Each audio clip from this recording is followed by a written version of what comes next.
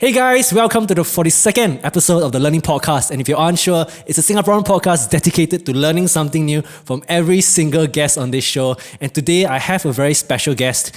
And I would say that in life, you meet certain people at times where you don't really interact much with, but they somehow make a drastic or small difference in your life, which change your outlook and all the decisions that you have made from there. And I would say that the guest I have today on this show with me has done that in that sense. So Elvia is the guest on this show today. Thanks so much for coming, Elvia. Hello. Thanks for having me. A little context about Elvia, right? I actually met Elvia about five to 6 years ago, and the theme of the podcast today will be about arts, ARTS, arts management. So in my previous life, or at least 5 years ago, I was extremely involved in the art scene in Singapore. I was a Dingyi player, a Chinese flute player, where I was playing all over orchestras all over Singapore. And I actually met Elvia in 2015, where we organized like a Singapore Music Dingyi Festival, which is a Chinese flute music festival. And the theme of today podcast is arts. So I feel that arts is something that I'm very passionate about. I'm not sure you can see. My heart is with the arts, right? So it is something that I'm used to be very, very passionate about. I actually created a symphony orchestra on my side as well. And I've learned a lot of principles in terms of how exciting it can be as well. And the reason why I say that Elvia, in a sense, has changed my life because she and my Dingyi instructor, in a sense, had showed me the potential of, making things happen out of nothing in that sense. So it just, basically the whole idea was that my teacher instructor just came back, let's organize something. So I think I was like 16 or 17 years old, so I didn't know anything about the world. Then from a fact that you can take an idea out of nothing and create it into a music festival, to get grants from philanthropic foundations, from NAC, from government bodies, to marketing the collaterals of everything, it gave me the seed and the trail of creating things. So since then I always had the inclination to creating things, whether it's this podcast, creating symphony orchestras, creating Chinese ensembles to go for competitions. I just like the thrill of creating things, and I would say that Elvia in that sense has sparked that very start in me in wanting to in the thrill and love of creating stuff in that sense. So that's a whole mouthful in that sense. A little context about Elvia. Her expertise is in arts management. So she's currently the general manager at the Dingyi Music Company, which is a semi-professional Chinese chamber ensemble. Is it a professional chamber? Oh, it's a professional chamber Chinese ensemble. And she also has a lot of experience in arts management from the National Arts Council. And if you guys don't know, the National Arts Council is, I think, a statutory board of Singapore doing the promotion of the arts. A stat board. So basically, for my experience in dealing with NAC, right, when you have an idea about the arts, right, you write it out in a proposal, and that's where I really got you can send in a proposal, get support from the government itself. And a lot of people think that the government isn't supportive of whatever, all these kind of things. I actually disagree. It's really up to your initiative to really just take the effort to pen something down and really just submit it in the most professional manner as possible, and you will get the help you need. Okay, I know I'm going a long rant, right? This podcast is for aspiring artists, whether if you're a musician, you're a singer, you're an actor, you're a theatre, you're a sculptor, whatever arts they perform. Elvia has a lot of experience in organizing all these kind of performances. I'm sure she has organized hundreds of performances. So when it comes to arts management in my superficial understanding of it, right, you need to be extremely resourceful. That's one thing I know about arts management, but I know that from her wealth of experience, she will be able to share the other side of what being an artist means. Because a lot of people have the conception that if you pursue arts as a career, you're either a singer, you're practicing the art form in that sense, but there is actually more of a macro perspective whereby there's arts management. You plan the strategy behind it, you plan the marketing behind it, you plan the manpower behind it, where does the money coming from? All these kind of things, right, is handled by an arts manager, if I'm not wrong. So there's really a lot of other things that you need to keep in consideration when you go into the art scene. So yes, this podcast is for all artists out there. And if you're not an artist, right, I still believe that there are some valuable principles that you can take out, whether if it's into your professional work life. There is a lot of things to learn in arts. And I'll say again, my heart is with the arts. And with that, Elvia, if I miss anything out, for those listeners that don't know who you are, could you give a quick introduction about yourself before we go all the way back into how you even dipped your toes into arts management? Okay, thanks for having me and having this chat. I think it's going to be a fun chat for both of us since we met quite a few years ago. I think you have captured some of the things, but I think I would say that I'm involved in the arts since young in various ways, whether as a hobbyist, as playing the instrument, and then slowly moving when I was in school, doing arts in various ways, or and then slowly moving into my career in the arts.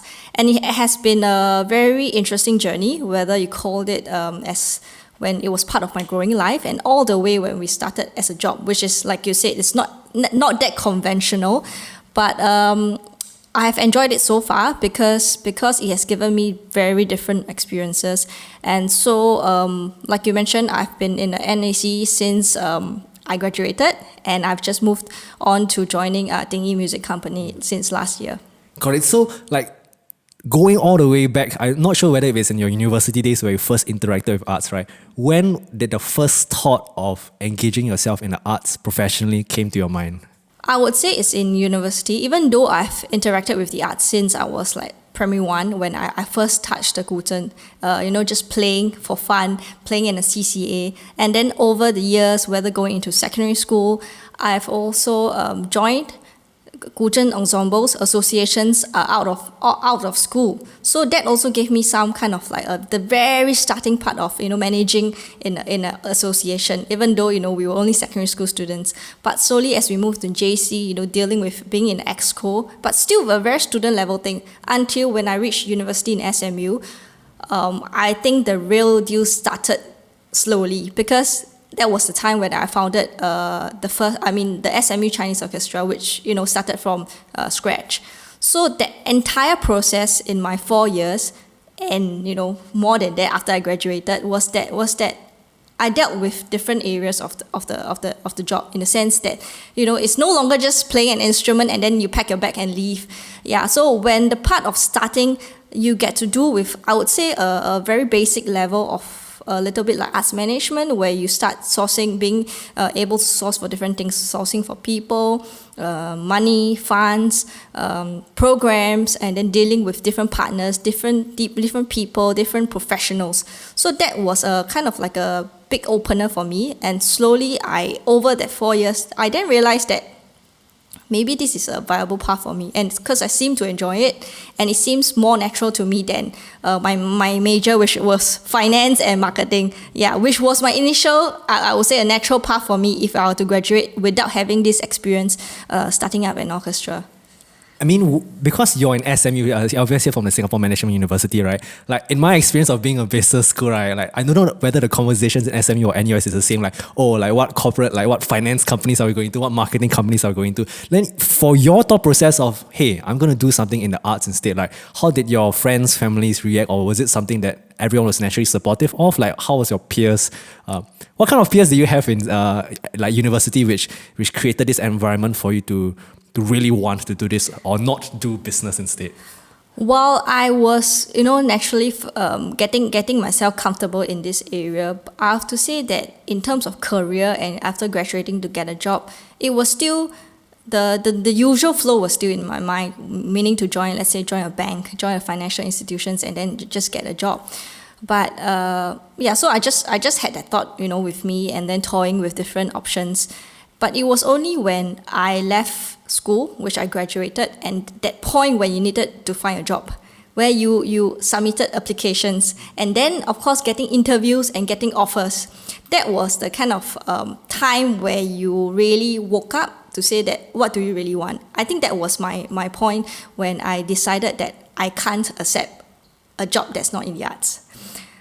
But naturally, for many people around me, from family to friends, maybe even my family, they weren't very supportive at the start, because it's quite a new thing. Like, but why arts suddenly? Even though I've been arts doing arts in SMU CEO for a while, but it's just different. People know that it's your passion. It's for a hobby, but suddenly you want to do it in as a work. I think not many people know the possibilities of it, to be fair. Yeah, so initially it was hard to kind of explain, to say, why do you want to do this? And I even, it was a long story actually, that I in the end I had to, I went to different job interviews and got different offers, even from the finance sector. And I also went to NAC and things like that. So there was just a big back and forth.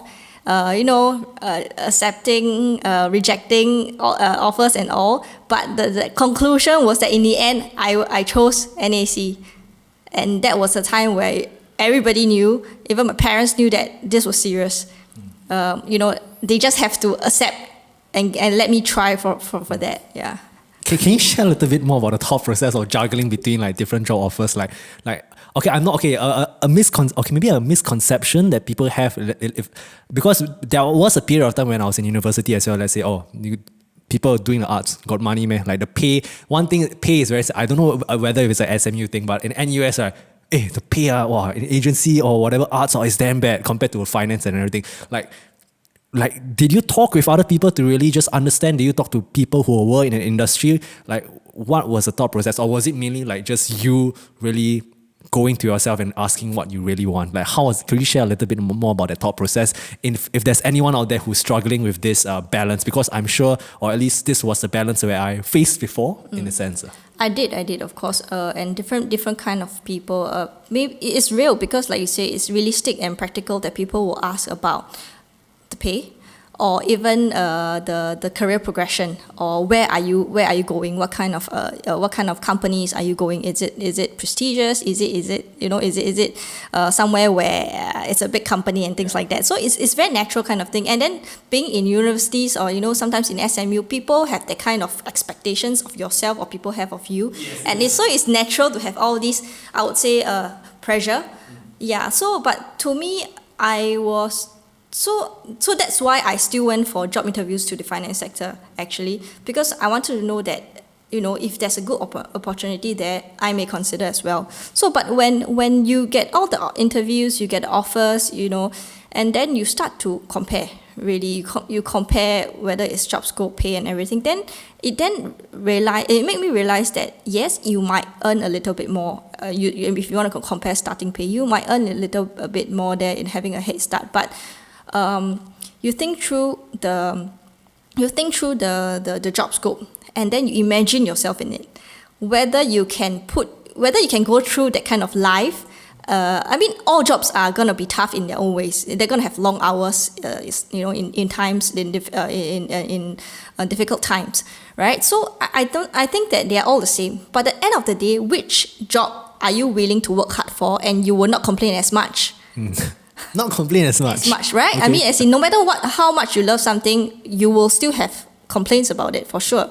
Yeah, but you can learn to love it, and you know that you will accept it and be able to continue in the long run. I think that was the trigger point for me. And then, of course, I spoke to different people trying to get some assurance in the sense that, is this the right path? I even asked different people in arts, although that's gonna be a biased thing, but what are the possibilities? What do you see? Because they are in the arts sector, you see, they probably have a different view. They are able to let you know whether it's what kind of possibilities, what kind of progression, and if you work hard, right, for it, where can you reach? What kind of aspirations you can have. Yeah, so to me that made me have some hope, or to a direction or vision to work towards too. What else? Finance at that point of time, to me it was really just a job. I would of course work hard for it, and I think the thing that my goal probably would be just earn more money. Yeah, but I always think to myself that if you were to do good and do well and excel in any job, the money will come sooner or later. Not like a billionaire of sorts, but you can earn a decent living, and I think that's what's more important. Yeah. Got it. Sounds like some career advice. Very nice. Can I just go back one step, right, into your decision? I'm very fascinated by people's decision to create something. So for the fact that you decided that you wanted to create the Singapore Management University Chinese Orchestra from the very, very start, why? I just had an interview also asking me the same question recently. So it was just like throwing me back to 10, 11 years ago, because when I first matriculated into SMU, and we were finding CCAs. CCAs was quite a big thing in SMU because we don't have hostel, right? And so we tried to find, we go to different CCAs trial wanting to find out more, experience more. So at the point of time, there wasn't anything that was I would say suitable or something that I'm familiar with, which is Chinese music in the time, or certain sports that I was more comfortable in. So I went to different music CCAs, I went to the band and things like that. Then it was fun, because I played some percussion instruments and all, but there seems to be something missing when I joined that kind of their rehearsals sessions. I couldn't put what was missing to it, but maybe it was just a familiar but not familiar enough environment for me. And I went with a few friends. Some of them had some Chinese music background, maybe in secondary school or even primary school. So they had the same feeling with me. I think somehow we just sparked the idea that why don't we just start our own Chinese orchestra, right? The idea, it just came out like that, so innocently. And then, so why not? What's stopping us, you see? And then from there, we really just kept making ourselves excited, and it just kept going, that the idea could just grow bigger, that why don't we just do that ourselves? And I'm sure we can find people who are interested in such a big university, and it was a missing kind of like gap in the entire SMU at the point of time. Yeah. What like were you at year 2, year 1? Like when were you? Year 1. Year 1. Like really just matriculated. Yeah. So but it was a long process. From the idea to making it happen, to speaking to the correct people, correct authorities, and getting really into ensemble orchestra is then another long If journey. I may just superficially lump the whole experience together, right? Because I know there's a lot that you can share, right? What were the few of the biggest challenge when it came to making SMUCO happen? The biggest challenge there were very different phases. For example, the first phase was about getting resources. And the resources were different in different parts of the journey. So for example, the start was that, could you find instruments? Where do you get money? Because if you don't have instruments, you don't have a venue, how are you going to start it? No matter how much passion you have or how many students you have equipped wanting to join your CCA. So these are things I feel that as students we weren't able to overcome. But we still tried in our own ways, like, beg, steal, borrow instruments, and then trying to get different people in the arts industry who actually help us very readily to, let's say, lend us a venue. So that was how we got started, even without any real resources given to us as a group before we started out, because you need to prove whether you're serious or not. It's not just getting money and expecting some a fairy godmother to give you a lump sum, a big sum to start the orchestra. So I think that was the start. And then moving on, starting was then not as difficult as maintaining it. Oh, yes. It then became another problem of maintaining, because when you started, all these people who were excited with you were there with you. They had that kind of drive. But over time, the people that they join may not have the same drive that you had, the same excitement, the same passion. So they come everybody join for different purposes and at different levels of interest. So I think maintaining it was also very difficult, in the sense that we are a smaller university compared to NTU, NUS, for example. And naturally that means that people who are interested in Chinese music or have Chinese music background will be lesser. And then even with that, people who wants to continue in university would even be lesser. Yeah, so all this, if you minus and eliminate and sieve out, you get lesser and lesser people wanting or ready to join this orchestra. So with no people and not enough people, how do you maintain an orchestra? So that's another question. Yeah, so all these things I would say these are problems that happen even from the first day to the last, to now, to present. Yeah, so these are, I think, few difficult phases of maintaining orchestra. It's just like any companies. Yeah. Along the note of any company, right? What were the lessons do you learn? Just general lesson. Let's say if there's like a student in SMU or any university out there that has the drive, that wants to create something for themselves, because I really do think that the journey of just creating something from an idea of nothing into creating something, I feel that is like very fulfilling, and there's so much that you can learn from the journey from doing so. And I'm sure that you have learned a lot as well. What were the kind of lessons did you really take out of your experience into creating something out of nothing into this orchestra? Keep trying. keep trying. Oh, okay. Yeah. Meaning to say that you will be faced with small to big challenges, from very small things like people not wanting to attend rehearsals. When you are being like grown-ups in universities, you are an adult, you have the freedom to choose whether you want to join. No longer like when you're in secondary school where you have CCA points where you feel like there's an obligation. But when you're uni, you're an adult, you decide for yourselves. And then at that point of time, people, for example, you're saying people who do not want to come for rehearsals, are you going to leave it as just as that? Or are you going to speak to them, or try talking to them, or try finding out, or try find different ways to make them wanting to come? Yeah, using just this small example. So it's not that, a lot of things are, I would say, you can try to make it better, and not just leave as what is presented to you. Yeah, I think it's hard to explain this because it's like. Can you give an example? It's just like, for example, you're presented with a problem, and then you just accept it and say, no, I can't do anything about it. That's the last thing you want to do. You want to keep trying and yeah. attacking So my advice, or my response to these juniors who I've been working with will be that, okay, so you're presented with this problem. So how are you going to solve it? Are there other ways you can try to change it? Are there other ways you can do it but still reach the same goal? The path to the problem, to the solution can be different ways. But why don't be too fixed with just one way to get it done? Yeah, because the end point is that I want to get there. I want to solve the problem.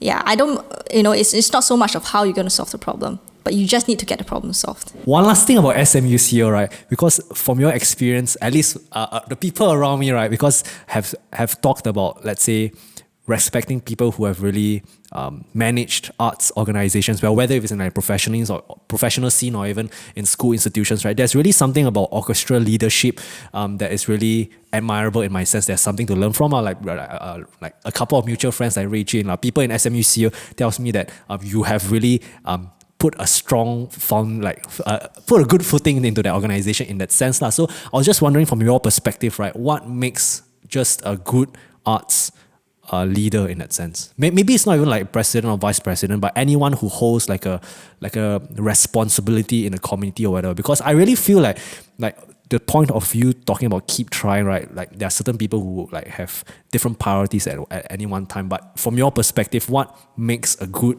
arts leader? So just now you mentioned something which is responsibility. I think that carries with anyone for anything.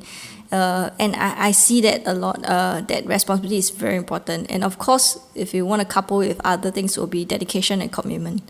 These are the things that you will need to continue, especially in the arts, maybe even more so in the arts. Because why do you say especially?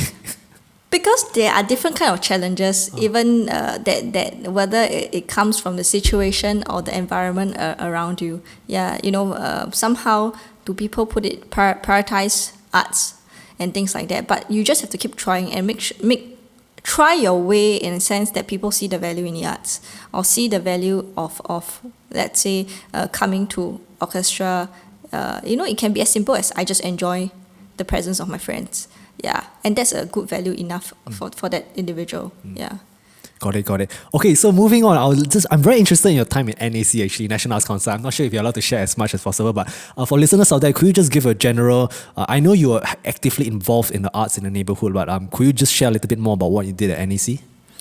A lot of my job was about, and my work was about programming, meaning to say doing arts, creating arts programs for the community.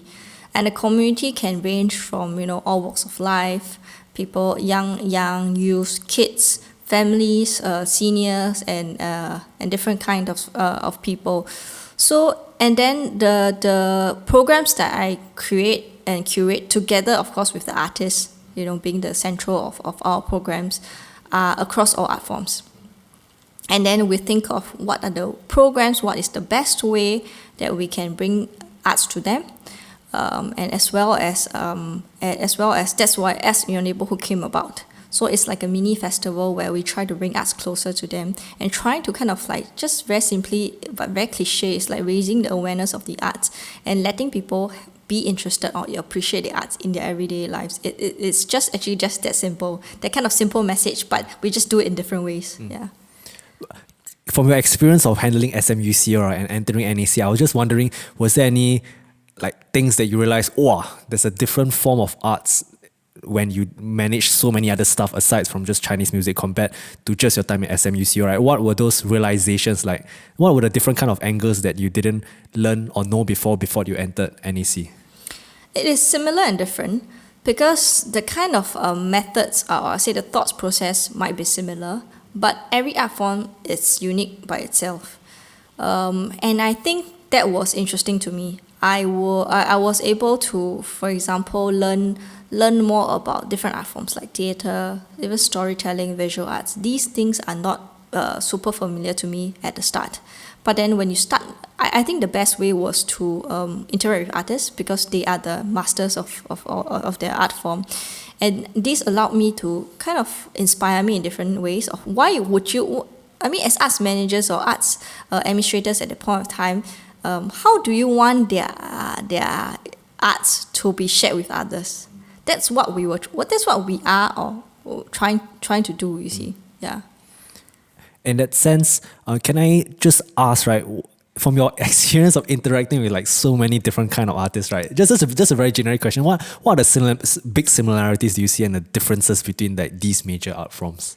Like in terms of interacting, is there like a common characteristic that all of them have in that sense, or like how is it like working with artists? In my experience, like if you are working with artists, there are many different kind of characters as well. So how do you really juggle and communicate with them? Like at least to me, communication in itself is also a difficult thing. But how did you manage communication with them? Actually, I think one characteristic which stood out to me and is pretty common across many artists is that kind of purpose they have inside them. Whether you call it purpose, a certain calling that they have. This was very prominent, from local artists all the way to international artists when I travel for international kind of festivals. And through conversations, even casual conversations or even work meetings, you get to hear that they are so passionate about the craft. They are so dedicated and so committed to their craft. And their purpose really is trying to make the craft get better or their own artistic practice to be better. So I thought that was something very admirable because, honestly, many people sometimes, when they have a job, when they are working, it's just a job, for certain people. And I think that's fine. That's where, people say work-life balance. They want to treat it like a job and, after work, they want to have their own time. But arts is fortunately and unfortunately not like that. So it's something like it's very integrated in your life, whether you like it or not. And I think people who are involved in the arts will accept it and integrate that kind of integration in your life to a certain extent. Yeah, so that it's kind of like you're living and breathing it, where I probably have heard that quite often. Yeah, so it's that kind of thing that, it's like day in, day out, in their minds or in their hearts. That's all they think about a lot. Yeah, and some of them you can hear that they really put their life into it so much. Yeah, and I think that's something very admirable because not many people can do it. Whether I myself, how much can I put in for it? Yeah, these are things that when I speak to them, when I see them do their work, I can feel it from them. Can I ask, right? I know this may be an unpopular opinion, but I feel that a lot of artists, right, don't really know how to.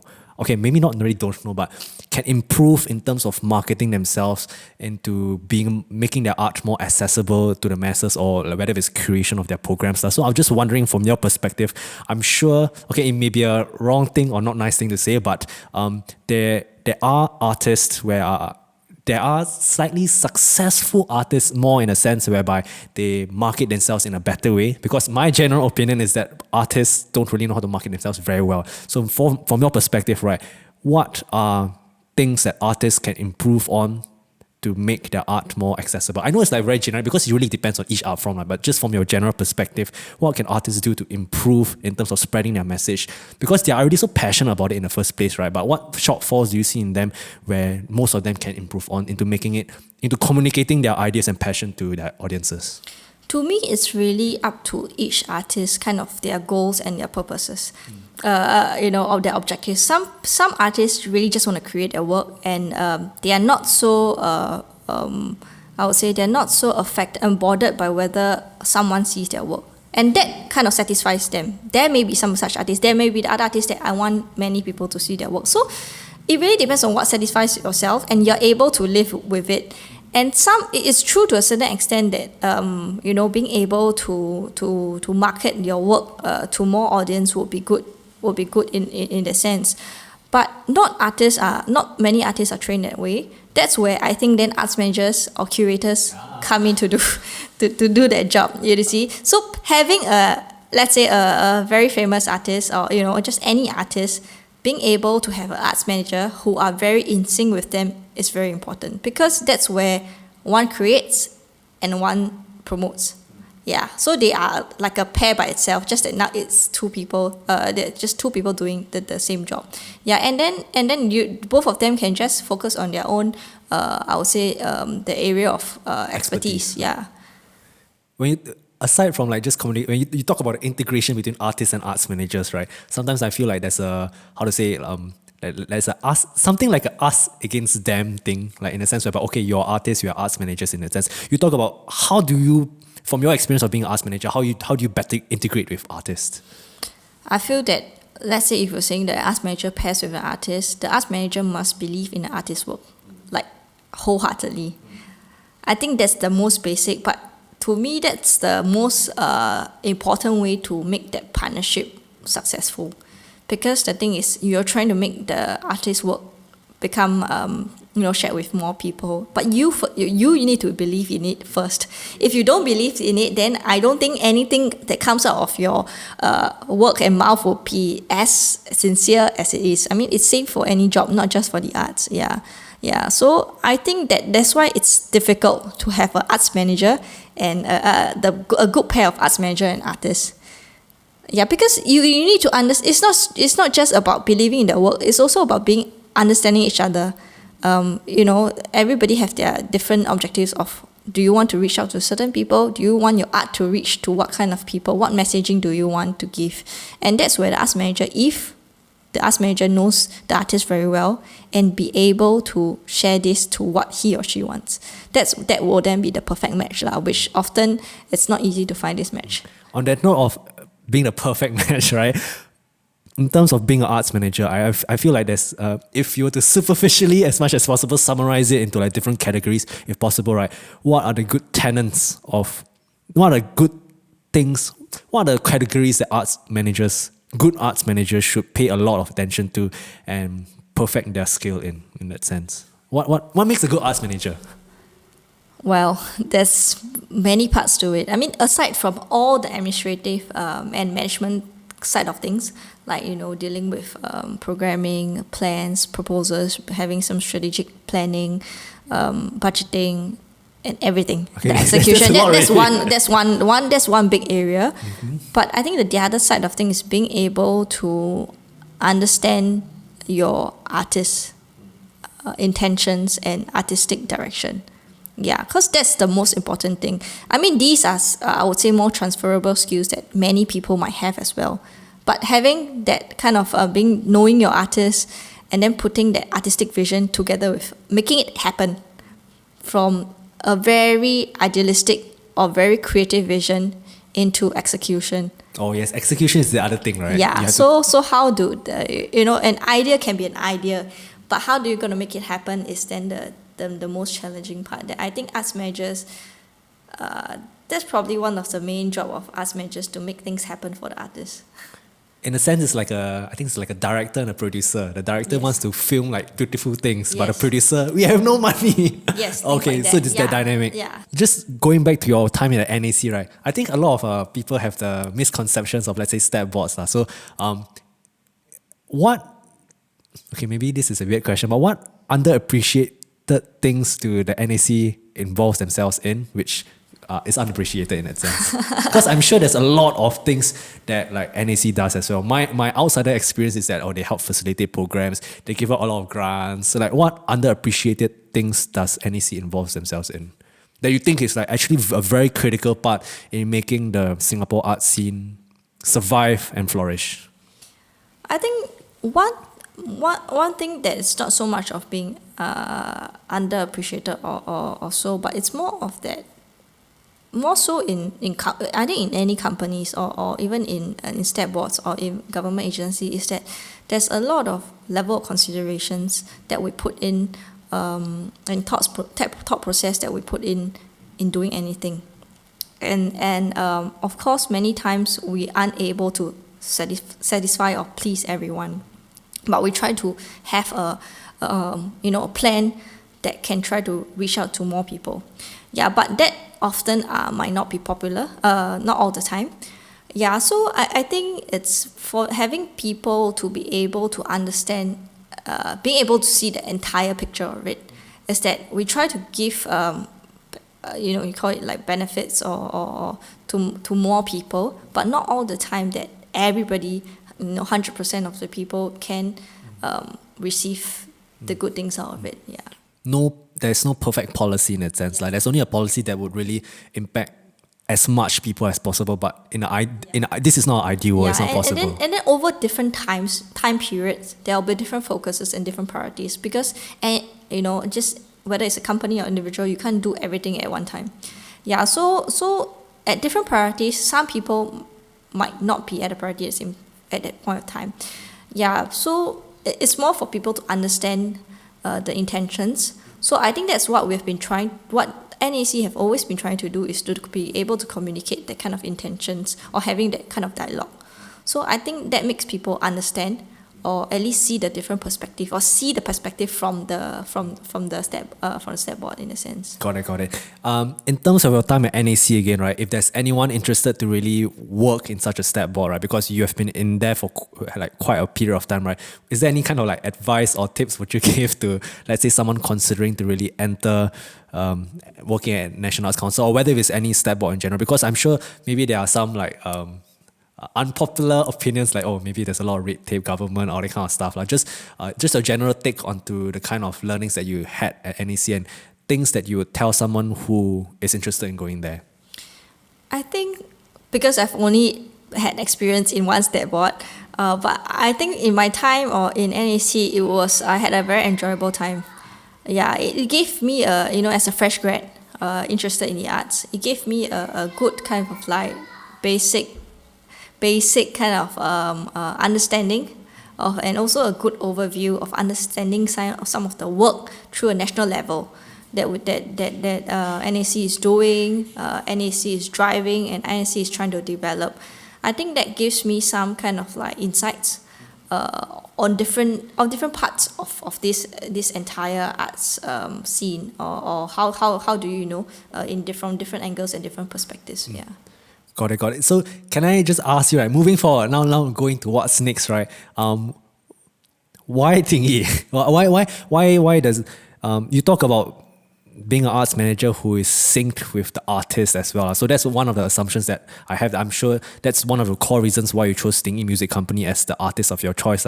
Why Dingyi Music Company instead of other Chinese ensembles out there? Actually, my relationship, if you call that, or my my interactions with Dingyi started since I was maybe in SMU. In fact, when I shared earlier about how we found a venue, how we found instruments, we were sharing the same space with Dingyi. Yeah, at that point of time, because we had the same conductor and music director. Yeah, so that started a little bit of the back and forth, knowing this group. At that point of time, Dingyi was also a new and upcoming young professional music group in the local scene. And then when I started, that was when I was in SMU, and then when I went into NAC as a job, I had a lot of my work had interactions with them, whether through engagement and things like that. So naturally, I had opportunities to work with them, and some of them were friends of mine. Some of them were from work, I mean, we become friends, and some were like teachers and things like that. So there was that kind of connection on and off there, and through that, I also, as friends, or through a lot of conversations, I also understand Dingyi's kind of situation and Dingyi's kind of vision and direction. So I think many of times, even just conversations, then I was always very interested in, why can we do, can Dingyi do this, or what's this, what can Dingyi try, and things like that, I'll do better or venture in. So there was the kind of conversations, but then somehow I never knew that there was one day that I had an opportunity to then be their general manager. So, but it was like I would say it was a very nice flow to it, from working, knowing them as friends, to knowing them as working partners, and then to working in it. to working in the company. Yeah. Non-profit, right? Is Dingyi regarded like is regarded? What is the specific entity of it? Is it an IPC or? Oh, so it's a non-profit organization, but it's also a charity and IPC with IPC status. For listeners out there, could you like tell people what's IPC and like non-profit? Like what are the core differences between them? Because I think it's like essential, because I think if you are IPC, you're eligible to certain grants by MCCYS as a 141. I'm not sure if it's there anymore, but could you give me a 101 introduction to IPC? Because I think the non-profit world is very. A lot of people say that, let's say, I feel that the best non-profits, right, are able to really, let's say, manage their funds very well. I think in a sense, it's because my interest is in business as well. Like there's cash flow, everything, right? There's art to building non-profits as well. So I'm just very interested in how the whole structure of Dingyi is laid out, as well as your experience of working in it. So to put it simply, a non-profit organization simply means that your one of your company goals and objective may not be money as the final goal. That means to be getting commercial gains. So that's one why you choose to be non-profit organization. But there's also different steps to it, in the sense that, for example, you want to be a charity. Charity is where you are able to receive donations Legally. Yes, and then IPC then means that you have even IPC is an additional status, and all these are different. The difference is because that you need different governance standards. Yeah, you need to fulfill more criteria in able to reach IPC, and then you get even more. I would say. Benefits, like for example, having your donors to be tax deductible. Yeah, and I mean that's the whole nature is trying to get more people to donate to the arts in our case. Yeah. Is it like a hierarchy thing? Like there's first non-profit and then non-profit plus charity, then non-profit, charity, IPC, or like can you be a non-profit and IPC but not be a charity? Is it something like that? It's between charity and IPC. So charity is the first level, and then IPC is the next.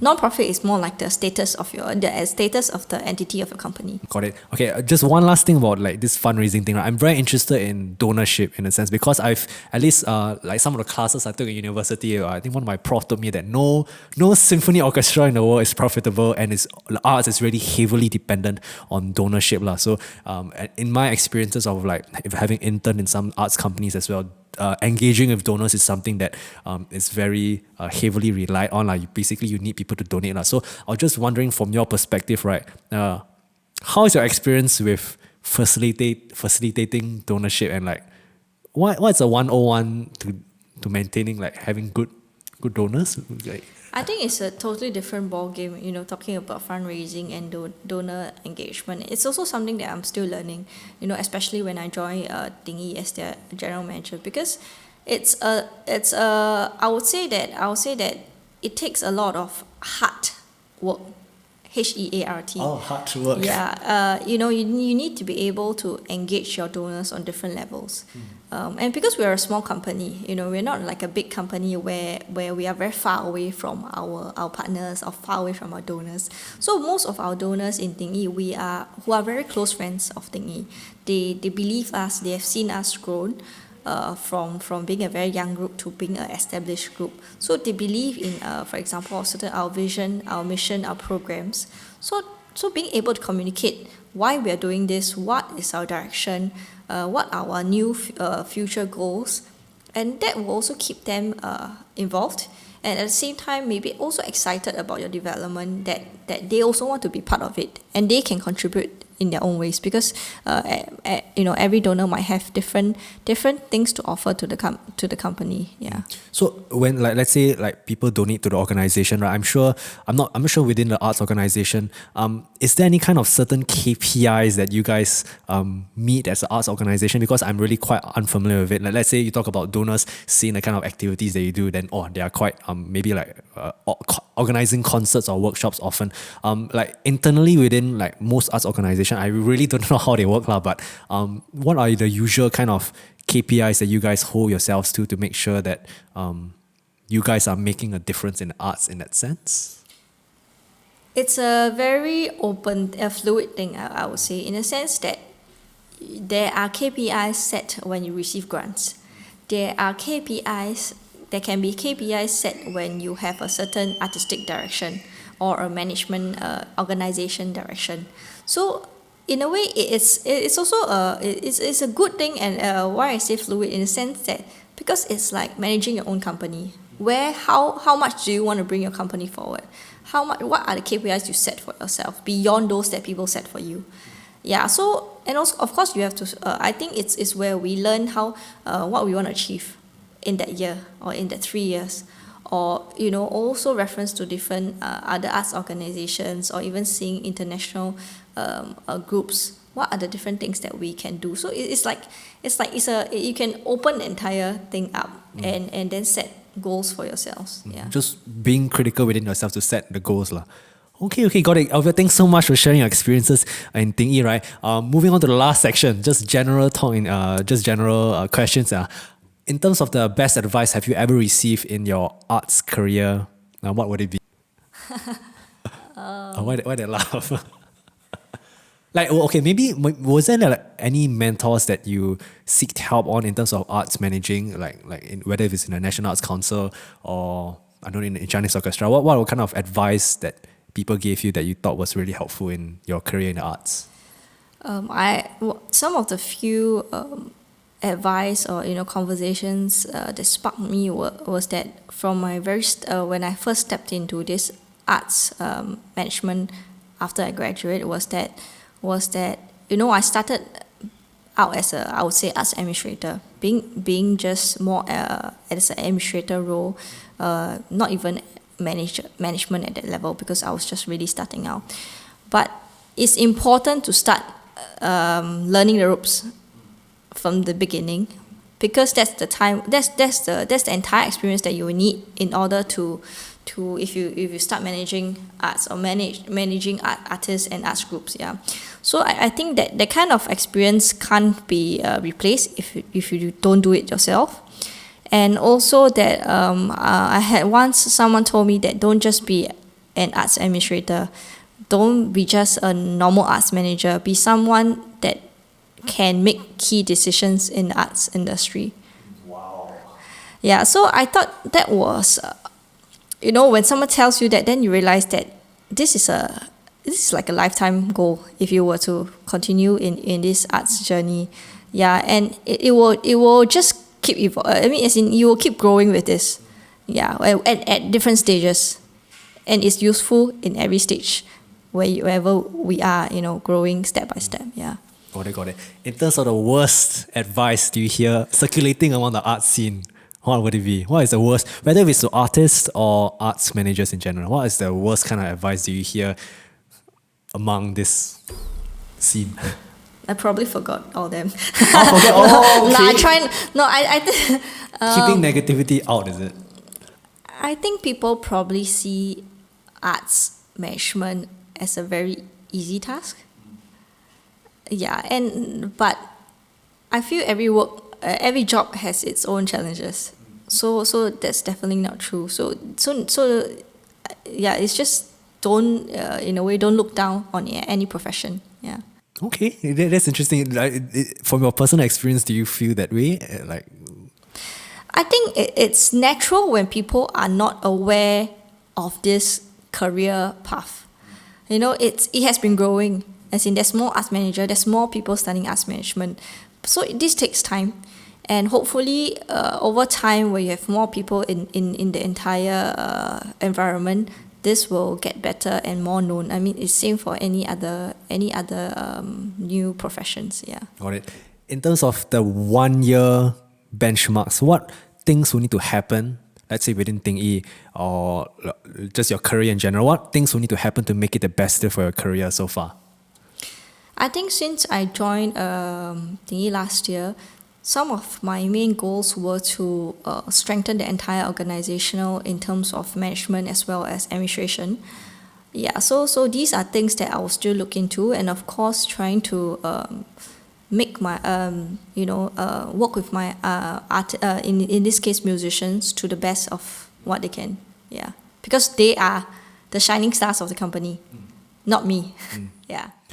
I feel like when it comes to all these kind of management and administrative, right, there's a lot of, small things, but it needs to be paid attention to. So when you as a general manager, right, are improving these kind of things, right, could you just share a little bit more of how do you really improve the kind of things that may be overlooked by, let's say, amateur or young people in this industry? Like, what are the kind of things that they should pay attention to when it comes to management and administrative? Because in my opinion, these are very important things. But given that Dingyi has been in this industry for so long already, right, and to a certain extent, I do think they are successful. Like they are quite a established organization in Singapore. But when it comes to that management and administrative thing, you as a general manager, like taking action and strengthening it, right, what needs to be strengthened? I feel the most important thing in everything from management to whether you're an artist or everything is about professionalism.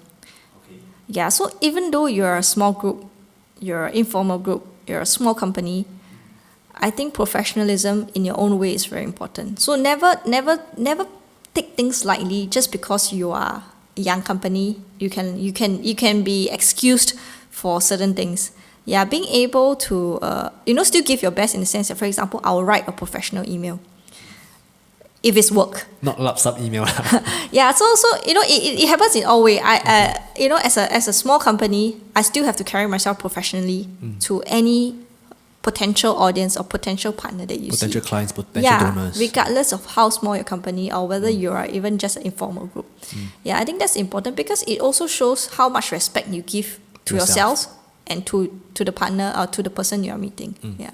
Okay, Elvia, thanks so much for joining this podcast, right? If there's anyone who's interested in reaching out to you for more arts advice, right, is LinkedIn the place to go to? Or? Sure. I mean, for all this that I've shared, it's really my observations and my own personal experience that I had, even just the last a couple of years. So, I'm open to chat. Just to also understand about what people think. Okay, got it. So I'll link everything about Elvia in the video description. And yeah, thanks so much for coming, and see you in the next one. Thank you. Thank you.